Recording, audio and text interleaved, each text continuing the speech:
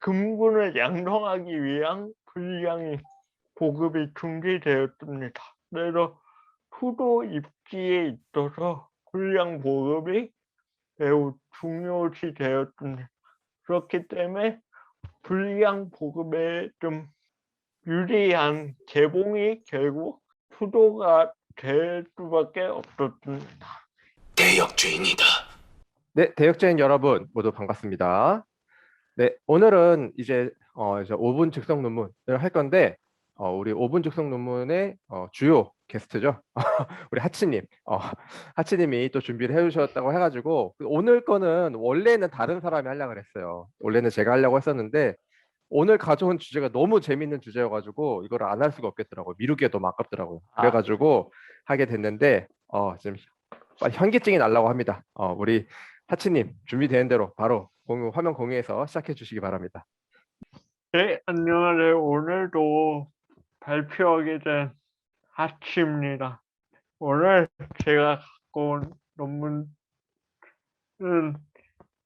2021년 서강인문농촌 61집에 쓰인 이기천 선생님의 방송 번역기 도성의 입지 변화, 군사적 요인을 중심으로 라는 논문입니다. 우선 이 논문의 문제의식을 보면 방송 번역기가 무엇인가부터 이제 설명을 좀 해야 하는 게 맞을 것 같아요. 그래서 방송 번역기는 이제 중국사에서 당나라에서 이제 통으로 전환하는 시점을 말하는 거고, 이 중국 역사에서는 흔히 중세에서 근세로 전환하는 시기라고 보고 있습니다. 그래서 이 방송 번역기의 주요 특징은 이 중국 강남, 양쯔강 이남의 부상, 그리고 귀족계에서 이 관료제, 특히 과거가 보편화되면서 이제 관료 사회가 등장을 한다는 거죠. 그리고 모병제가 등장한다는 것이 있고요. 이런 여러 변화들이 지적이 됩니다. 그 중에서도 또 중요한 특징이 그 중화 제국의 이 수도가 그 위치가 변한다는 것입니다. 원래는 고대부터 그 수도의 대명사로 유명했던 이 장안관 악양이 중심지였는데 이게 축이 동쪽으로 옮겨가면서 개봉 그리고 북경이 이 중화 제국의 수도가 됐고요. 그래서 이런 수도 입지의 변화를 설명하는 기존 이론은 대체로 강남의 경제적 성장 지적하고 있습니다. 그러면서 이 대운하의 길목인 이 개봉이 부상이 됐다는 그런 이론들이 많고요. 그런데 이 낙양 같은 경우도 대운하의 길목의 위치에 있었거든요. 근데 이 장을 계승한 이 송왕조는 왜 개봉의 수도를 뒀을까? 이게 이 논문의 문제의식이라고 할 수 있고요. 이 본 논문에서는 이 문제에 대한 대답을 이 분량 보급 문제, 이거를 좀 그 당시에 단어로는 성분이라고 하는데 이 성분의 문제가 중요했다. 이 송왕조의 수도 선택에서 매우 중요했다는 것 보여주고 있습니다. 제가 지도를 좀 준비를 했는데요. 이 논문의 핵심 요지이기도 합니다. 그래서 기도를 통해서 장안, 낙양, 개봉의 입기를 잠깐 설명을 해드리겠습니다. 이 장안 같은 경우는 이 진시황의 진제국부터 한 그리고 당의 수도였고요. 이 장안을 또 다르게 부르는 이름이 관중인데 이게 사면이 관문이에요. 그러니까 사면이 산과 관문으로 둘러싸인 분지지요. 이어서 방어가 매우 유리했습니다. 하지만 이 당나라 고종 시기부터 이 지력이 저하되면서 이 농경이 불리해지고 이 대운하와 또 분리가 된 지역이었어요.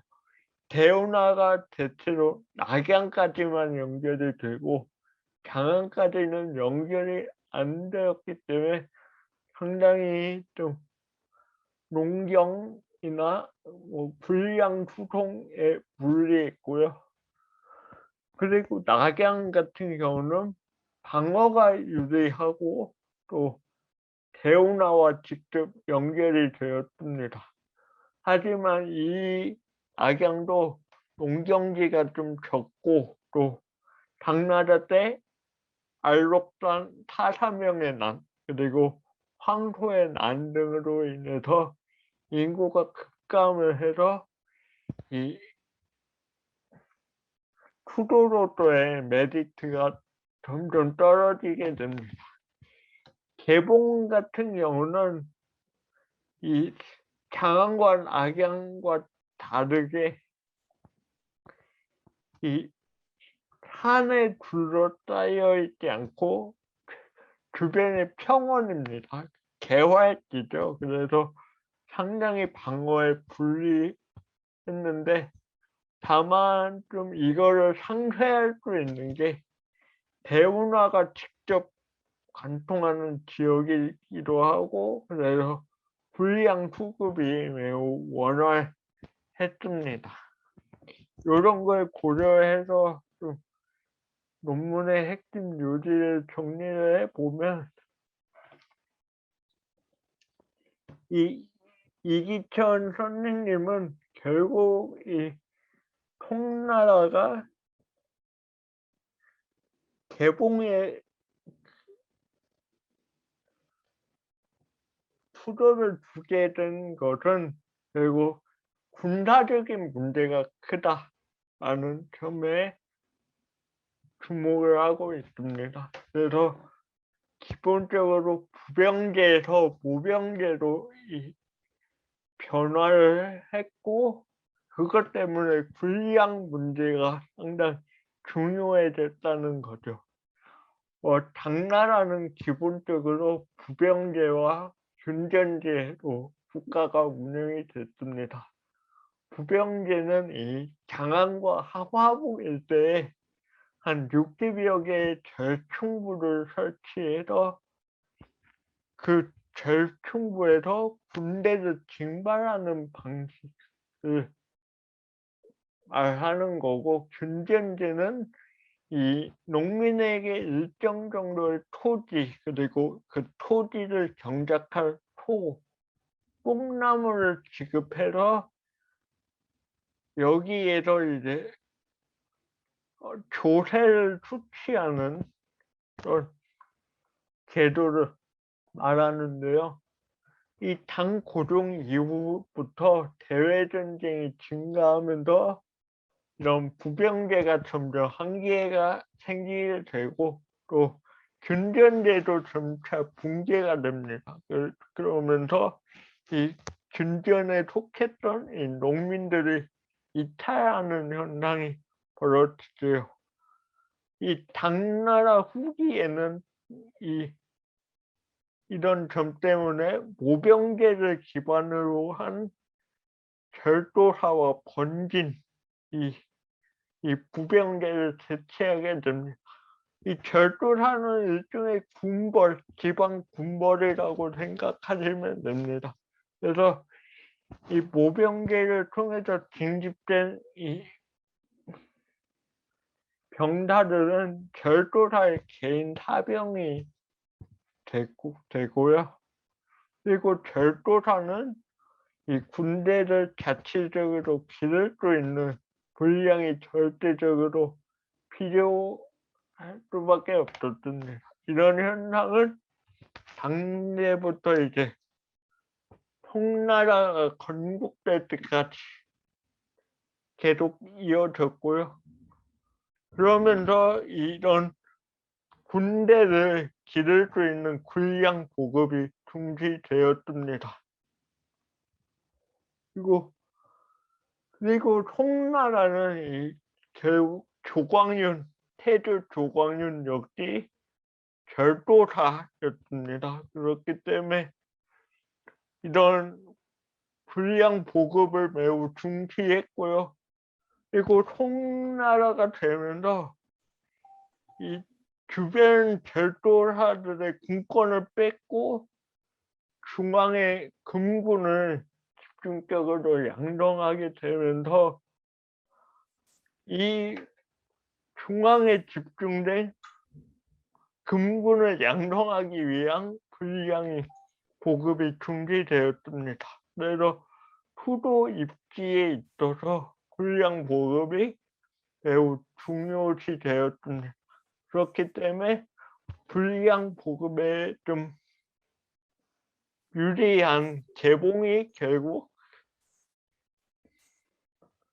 수도가 될 수밖에 없었습니다. 대역죄인이다. 네. 오늘 아주 재밌는 논문을 소개해 주셔서 감사합니다. 역시 제 걸 안 하고 하치님과 하기 잘했는데 질문이 대략 저희가 미리 얘기를 해본 결과 3개 정도로 모아졌거든요.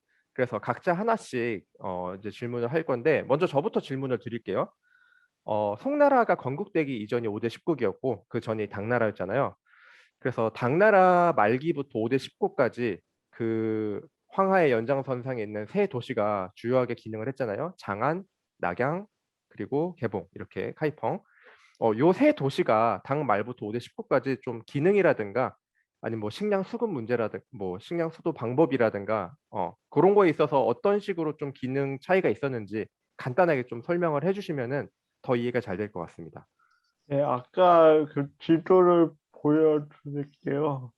우선 뭐 당나라 초반부는 장안이 중림 수도였는데 이게 장안이 좀 고질적인 문제가 있던 게 잘 안 보이실 수 있는데 이 황하가 이 개봉을 거쳐서 악양으로 들어와서 이제 요 웨이난티 보이시죠? 웨이난티 그쯤에서 이제 꺾어서 올라가거든요. 근데 황하 물줄기가 닿지도 않고 또 이 낙양과 이 장안 사이에 황하 물길이 매우 거세요. 그래서 이 물길을 흔히 우리가 용문이라고 하거든요. 용문. 그래서 등용문이란 말이 있잖아요. 그 잉어가 그 용문을 거슬러 올라갈 정도로 출대가 힘들다 이런 뜻인데 물길이 매우 세기 때문에 낙양까지 이제 물자를 배로 운송해서 오면은 이 장안까지는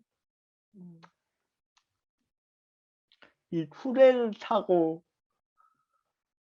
운송을 해야 되거든요. 그래서 좀 그게 좀 상당히 비용도 많이 들고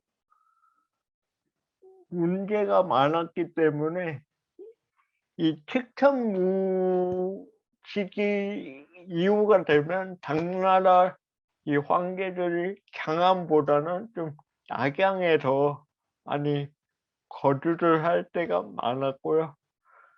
그리고 이 5대 식폭 되면 이 당말 이제 번긴들이 이제 난립을 하고 이 5대 식폭 시기가 되면은 이 개봉이 점차 중요해집니다. 아까 불량 수급의 문제도 커지고 또 대운하와 직통하기 때문에 이 5대의 황제들은 개봉의 수도를 많이 건설을 하고 또 송태주, 조광윤도 이 5대의 절도사를 했기 때문에 이 개봉의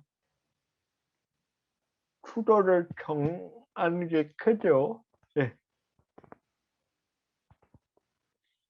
이 정도 답변을 할 수 있을 것 같아요.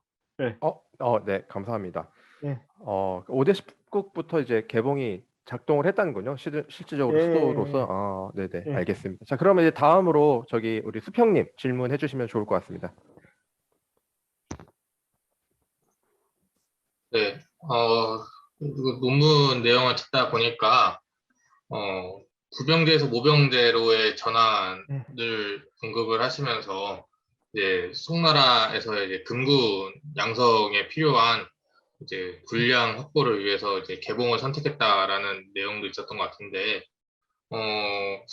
제가 이쪽 부분에서 지식이 많이 없어가지고 한국사 정도로만 생각했을 때, 과연 그 금군이라는 규모 자체가 제 한국사에서는 그렇게 많은 단위를 본 적이 없었거든요. 예, 한 국가를 운영하는 데 있어가지고 그 군량을 걱정할 정도로 걱정해서 수도를 정할 정도였으면은 그 송나라에서 육성하려던 뭐 군군의 규모가 어느 정도였길래 이런 내용이 나온 건지 또 궁금하더라고요. 송나라 금군 같은 경우는 좀 사실 기록이 그렇게 많진 않은데 그 여러분이 잘 아는 그 투오지에서 보면은 그 투오지 주인공 중 한 명이 그 임충이란 장교가 있거든. 임충이 그 송나라 금군 장교예요. 그 임충을 후식하는 용어가 80만 금군 교두거든요. 이게 80만이라는 숫자는 건데 이거는 과장된 게 아니라 실제 그 통사 기록에 의하면 그 정확히 어느 휘종 시기 직전일 거예요. 아마 휘종 이전에 그 금군의 규모가 80만 정도로 추산이 되거든요. 그걸 볼 때 상당히 금군 규모가 매우 비대했다는 걸 의미하고요. 물론 이 금군이 개봉에만 주둔한 건 아닙니다. 이게 지방 요지에도 좀 파견이 됐는데 그래도 이 지방 그 중앙에 많이 집중이 돼서 이들의 불량 소모를 해소를 해야 되거든요. 그렇기 때문에 강남으로부터의 물자 수송이 유리한 개봉이 선택된 게 아닌가 알고 싶습니다. 네. 감사합니다. 송나라에 금군이 엄청나게 많았다. 80만이라고 소설에 나올 정도로 그런 거였고 이제 마지막으로 저기 우리 아마 논문의 근거에 대한 질문을 해주실 것 같은데 우리 개도님이 마지막으로 질문을 던져주시면 감사하겠습니다. 사실 좀 전에 제 답변에서 어느 정도 나온 얘기이긴 한데 이게 제국수도잖아요. 제국수도 정도면 이 식량 수급이라는 게 이제 자체적인 경작을 역량보다는 전국에서 이제 식량이 어떻게 들어오느냐, 전국에서 어떻게 이렇게 수급이 되느냐 이런 게 더 중요하지 않을까 싶은데 이제 논문에서는 그게 어느 정도로 잘 나왔는지 잘 모르겠고 아까 이제 설명을 해주실 때는 이제 지도에도 나와 있는데 낙양은 이제 이 자체 경작이 좀 하기에 이제 경작지 면적이 크지 않고 개봉은 개활지라서 경작지 면적이 넓다 이렇게 설명을 해주셨는데 어쨌든지 간에 이거를 다 떠나서 혹시 이제 논문에 이런 수급 역량이 어느 정도 되는지에 대한 수치 비교 같은 것들이 있을까요? 그런 것들이 좀 혹시 있으면 이해하는 데 좀 더 도움이 되지 않을까 싶은데. 어, 수치 수치 비교는 좀 확인을 제가 해봐야 할 것 같고요. 이거는 제가 댓글로 달겠습니다. 수치, 예, 댓글. 다만 이게 참 많은 또 특수한 경우가 있는 게 이게 이 대우나 물질을 번진들이 장악을 하는 경우가 많았습니다. 그러면 이 중앙으로 올라오는 물자 수급이 끊길 때가 있어요. 그럴 때는 이 낙양이나 장안 자체의 그런 토지에서 나오는 물단을 갖고 견뎌야 되거든요. 근데 그런 게 좀 낙양이 좀 부족했고 더 문제가 논문에서 지적을 한 게 이 낙양 지역의 호구가 많이 급감을 합니다. 장마이 되면 이 반란이나 뭐 그런 문제 때문에 많이 쇠퇴를 해버리고 또 여기도 병사를 모집을 하는 문제도 있잖아요. 그렇기 때문에 인구 문제도 매우 중요한데 인구가 너무 없다는 점도 커서 이게 낙양이 전체 메리트가 없어졌어요. 그래서 결국 개봉도 좀 대우나 교통의 유통지인 개봉이 좀 더 선호가 된 것 같습니다. 감사합니다. 네, 그래서 이렇게 해가지고 우리 하치님이 소개해준 논문 소개는 여기까지 하는 걸로 하도록 하겠습니다. 오늘도 또 재밌는 논문 소개해 주셔서 감사합니다. 수고하셨습니다.